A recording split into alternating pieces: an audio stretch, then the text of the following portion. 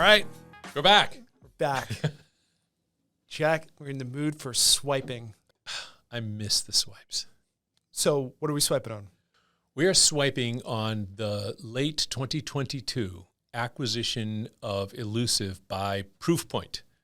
So for the audience who may not be as familiar, even though these are both relatively well-known companies, Proofpoint, excellent email, endpoint gateway kinds of stuff to make sure the users aren't seeing stuff they shouldn't see. And as the Illusive folks, relatively mature, surprisingly, because they haven't gotten as much press perhaps as they deserve, founded in 2014. One of the last remaining founded as deception vendors who moved in 2022 into the ITDR space. And without tripping my fat Irish ass into the pit of despair, it's another DR space. It's identity threat, identity threat detection and response. There. It's also Thrift, too. Thrift. It's theft and the threat of theft. Right. Say that 3 times fast. Right. Yeah. 3 threat theft. 3 threats theft.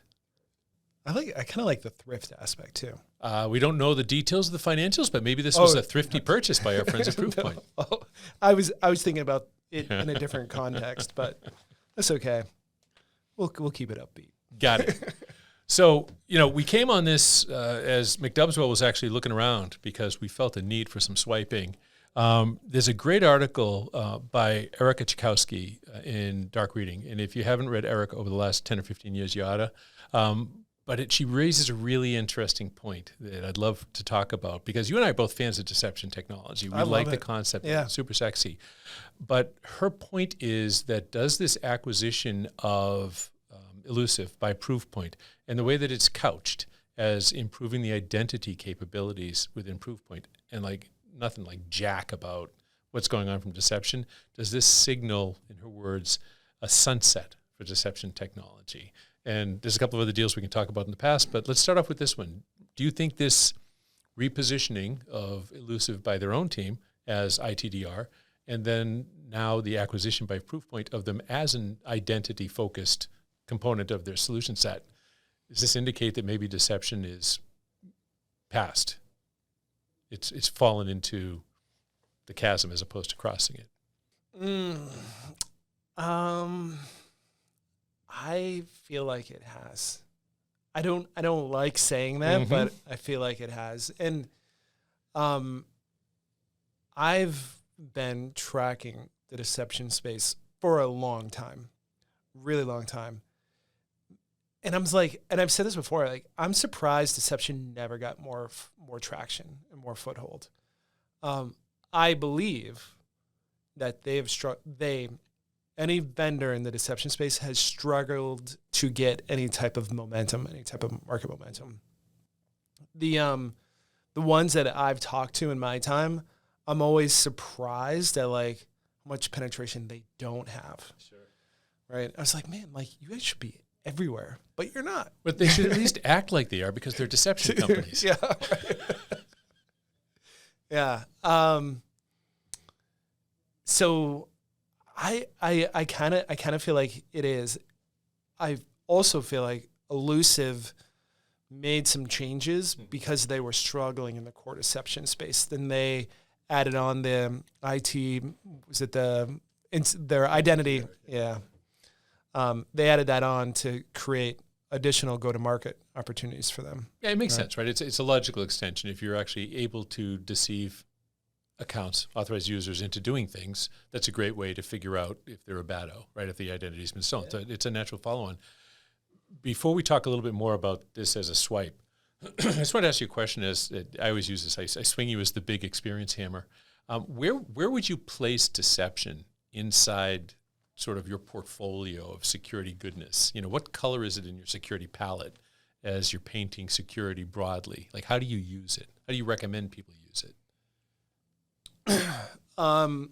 Yeah, I would pointedly for any organization, it's a early indicator that someone might be trying to do something bad, right? If you have someone's tripping signals that they're going into areas where they shouldn't be going, or you have interesting activity on like labeled deception that is drawing people in like a honeypot, like that immediately draws suspicion, right? And it's a cause for investigation. I love it more from an industry standpoint. And it's like, think about, like, take Lockbit as an example, right? Lockbit is a full-blown development ransomware shop. They're developing forward-thinking ransomware, and they're doing testing on, like, this worked in organizational networks, this didn't, right?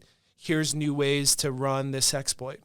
But they're doing all these things to effectively collect requirements for the next version of their ransomware, to use like a traditional like product management definition. But now imagine a world where all organizations have deception technology. And if you're a Lockbit and you run a campaign, it'll be like, did the campaign work or didn't? Right. Did it really work? Right? Sure. And say, when we think about forward ideas and testing new things, like, did this work or didn't? And now all of a sudden, if that's true, and they can't actually develop clean requirements, now like their development gets a little bit messier, right? And they're not sure what works and what doesn't. And now you've basically slowed like that ransomware industry from evolving, right? And you leave them with the more question marks than efficient development cycles. And so I believe it's directly beneficial for all organizations to use these things as an early indicator that something bad could be happening. But more importantly, like, I think everybody embracing it as an organization, really, it makes everybody better, because it makes it harder for the bad guys to be good.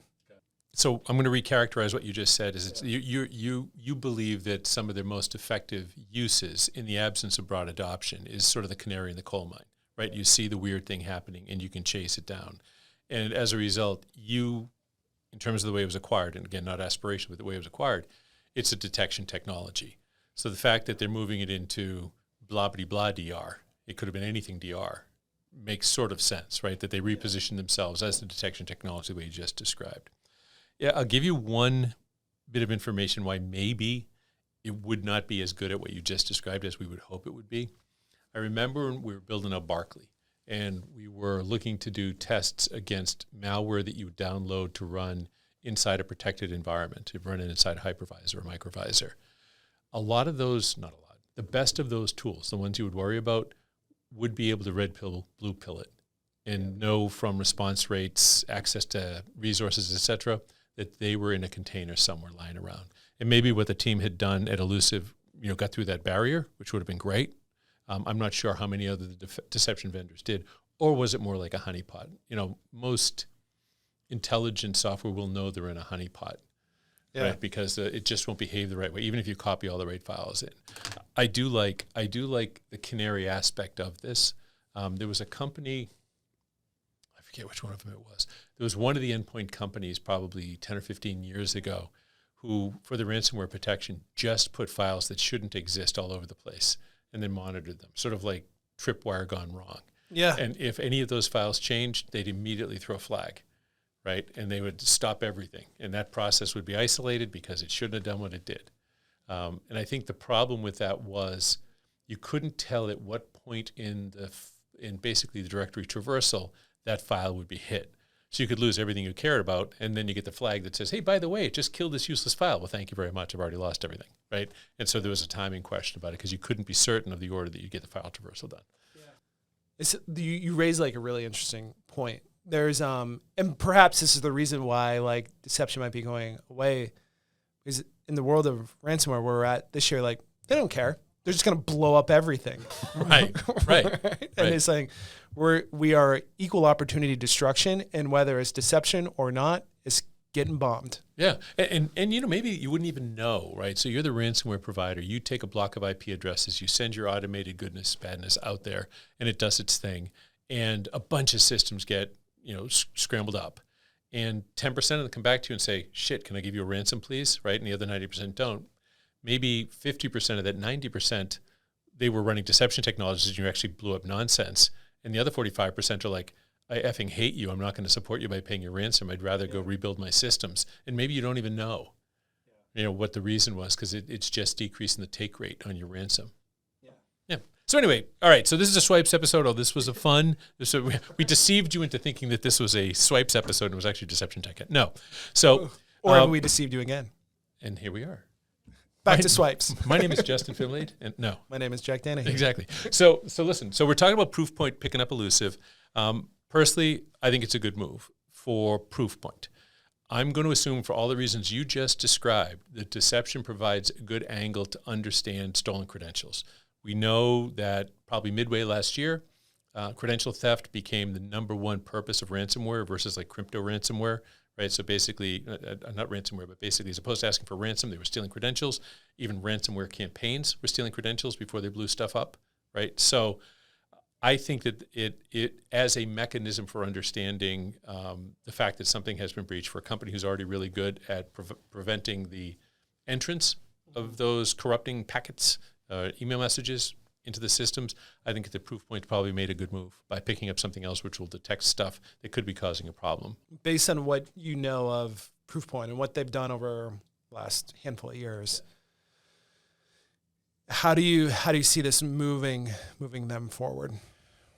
I still think of Proofpoint largely as a gateway technology, and I know it's me because I'm old, right? But I think of them on the gateway, and I think as they've moved onto the endpoint, they're trying to find ways to distinguish what they do from other folks, and maybe this is a vector through which they're hoping to leapfrog to be able to do more analytic kind of EDR-y kinds of things than they would have historically done given their traditional offerings. Yeah, it's interesting.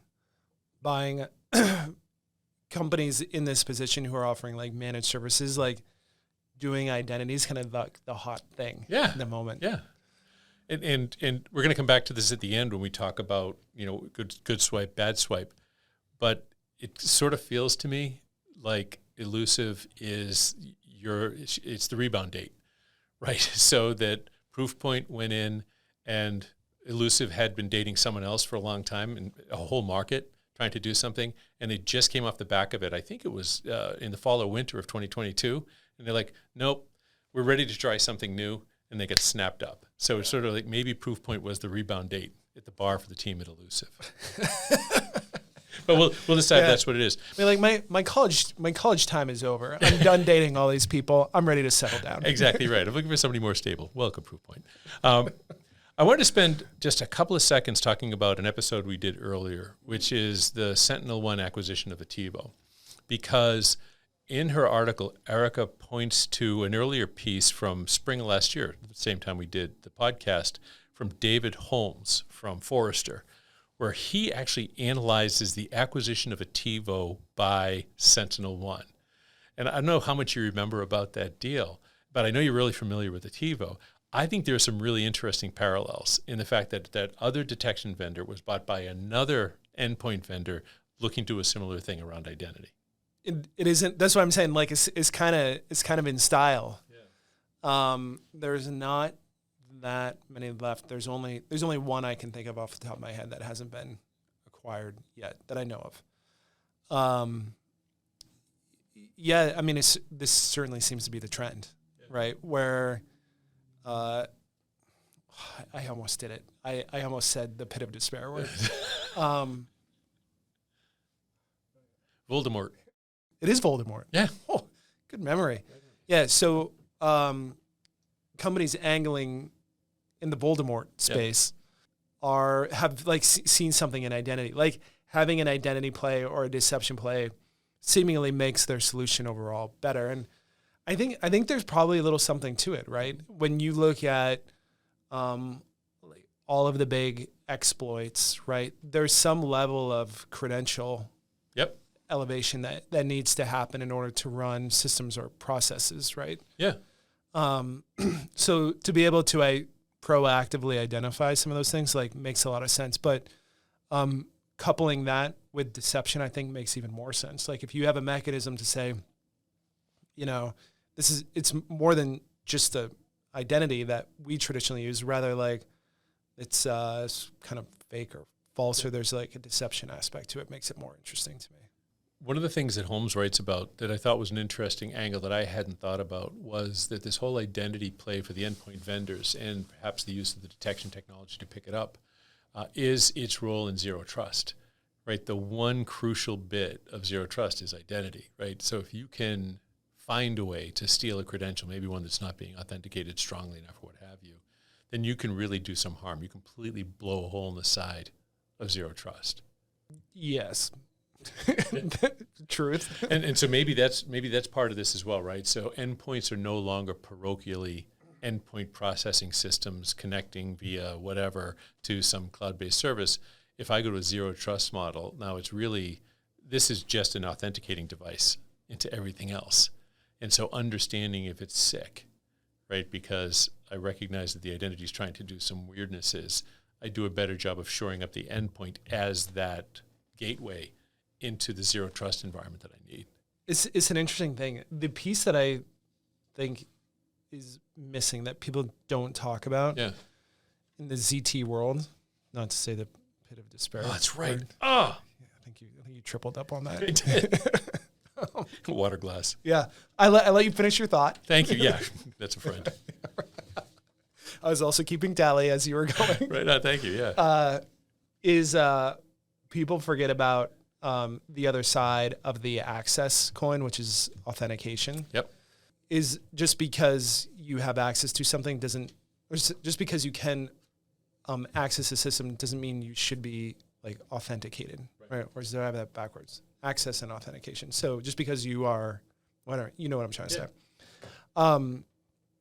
Is that in the course of elevating permissions, you can kind of sidestep like the roles aspect to this, right? And so I think it's an important distinction that you just made. But actually, I want to run with like the laptop as like an authentication measure. It's an interesting one. If you just say, if it is just that, it's almost like a piece of the biometrics, right? That we've become accustomed to using as like MFA, and your laptop is that. And if you pass, like this also just happens to be a graphical display for information that you should be able to see. Really big cell phone. Yeah, exactly right. Cell phone's just a computer at this point. It's a really interesting distinction to think about that way. And it's when I think about endpoint, like we've actually come a really long way to endpoint. Like I remember back in 2009, it was like, we're talking about endpoint. We were having very similar conversations about endpoints getting whacked. What do you have on your endpoint? We're still dealing with like encryption. Should laptops be encrypted at the time? And when I was building out security programs, like I just fundamentally assumed assume all laptops are compromised, busted, or about to be compromised. So like be careful about what actually gets written to disk and gets stored on there. Then we arrive in an EDR era, right? And now we're kind of arriving at kind of an extended Voldemort era, right? And now we're kind of coming back to like your laptop is more like an authentication type of tool. And it's kind of limited to what it can display. In support of that, I was just refreshing so I get the name of the company right. Zscaler picked up Smokescreen in 2021 for sort of the same purpose. And Zscaler really, because of all the virtualization stuff they do, and they got that for a song. Yeah, and that using Zscaler allows you to have that application to application VPN flavored-y kind of thing that's here. But they also, that acquisition shows, looking forward, the same problem with deception technology, right? Because it was called Zscaler Deceptor or Decepticon or something, right? I like Decepticon. Me too, right? Let's open that market up. But now it's wound into other Zscaler products, right? Because they sort of ditched. And I'm wondering if some of the problem as well associated with the deception marketplace was that the name just didn't work. Sometimes if we had translated sushi to be cold, dead, raw fish, no one would eat it, right? It could be a marketing problem almost. That, do you want to buy a deception technology? Well, if I am, I'm sort of admitting you're already in. Maybe I don't want to buy that because it's that way, as opposed to a stolen credential detection machine. Oh, that sounds kind of cool, right? Maybe it would have had a different lifespan. But I think maybe deception to security people sounded cool because you're deceiving those evil hackers, but it may not have been the right term for the market to understand it. boss, I'm going to go buy some deception technology. Well, it doesn't get you to the outcome that you're looking for in a very direct and explicit way, right? Like deception to me implies to basically what we said it was earlier, is saying it's an early indication and requires that you're going to do an extra amount of work in order to get the outcome that you want. There's like a human interaction to it. Whereas taking it through the identity lens is more like a binary thing, right? It's saying, yeah, this credential, it did this sketchy thing or it didn't. Yeah. Right. And that's pretty easy to contain and to take action on. Be like, I don't care what an access. If you think the account is compromised, just change the password, notify the end user, done. All right, so it's that time. It's that time in our swipes episodes where we decide, is this a good swipe or a bad swipe? I'm going to go out on a limb here. I'm going to say, having looked at the variety of folks who entered into relationships with the deception market and found themselves stranded at 1:30 in the morning, we know that Smokescreen, we know that Ativo, they hooked up and went home, and they seem to be fairly happy in the environments they find themselves. We now find that having seen their success, the team at Illusive ditched their dates and said, we're going back in. It may be 2:30 in the morning, and Proofpoint was looking around, and they said, you know what, we want to spice up what we're doing a little bit. So we're going to go grab that Illusive. I think the tech seems solid. I think the founders seem solid. I think the fact they've existed relatively successfully since 2014 makes them likely to be fairly well run from a management perspective. So I'm giving this swipe and a substantial, I think it's a pretty good idea. Really? Full right swipe? I'm giving it a full right swipe only because I believe, not just because you were saying it, but I have believed that the value that a deception technology can bring from a detection perspective is there. I love a canary in a coal mine, right? I think that you cannot argue with the irrefutable proof that something has been stolen as a means of getting people off their asses to do something. I'm going to agree with you. Oh, a rare double right swipe. Yeah. My companion is usually far more reserved. Yeah. Yeah. I just picked up my phone. I was trying to see if there's any like financial terms that I could find. See, Illusive raised some dollars, but it's not a significant amount. So I'm like, all right, I can imagine they were super, super expensive, relatively speaking to the market. I like the potential that it creates. And where I think Proofpoint is going as a company, I think it would enable them to move further down that path for them. Even being now under the Thoma Bravo banner. Right on. Yep. There's that aspect too. So yeah, I'm actually just gonna go straight on right swipe. Best of luck to both of them. And speaking of this, I think this is the first time you and I have 100% agreed. I think I find it pretty interesting. Yeah. I think it's pretty great, and I think the fact that companies we respect, SentinelOne, the folks at Zscaler, folks we get a lot of respect for, have made this play in the past, and there hasn't been screaming and whining and reports of badness. People have paved the way that sometimes this matchup, this style of matchup between these personality types can really work. So yeah, there you go. Well, I hope it works out for them. Right on. I wish them the best of luck. Fact. Yeah. Okay. Anything more on this one? I'm good. She's done. Swiped right. Right on. Okay. If you are listening now and you like this episode, please like or share. We continue to be top-rated cybersecurity podcasts. Tech Top 100 US, Tech Top 100 UK. We'd like to keep that going, but we can only do it if you keep listening, but more importantly, you share all the goodness with your friends. Right on. And send us your questions. If you see a matchup that you're wondering what we think about it, so long as it's cybersecurity and not Hollywood personalities, we're happy to talk about it. Send them in through the line. We might even talk about Hollywood personalities. It could be done.